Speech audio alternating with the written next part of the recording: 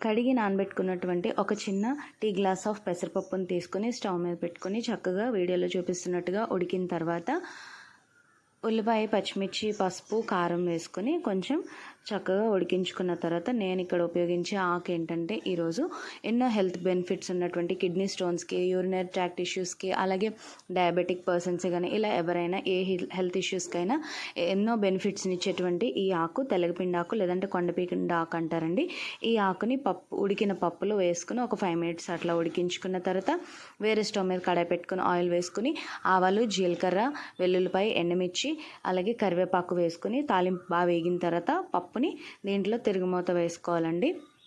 వేసుకున్న తర్వాత మనం చక్కగా వేడివేడి అన్నంలో ఈ పప్పు వేసుకుని తిన్నామంటే మనకి ఎంతో మంచిగా టేస్ట్గా కూడా ఉంటుందండి. పెసరపప్పు వల్ల చాలా టేస్ట్ వస్తుంది కాబట్టి ఎవరైనా తెలియకపోతే తప్పకుండా ట్రై చేయండి. Thank you for watching. Like, share and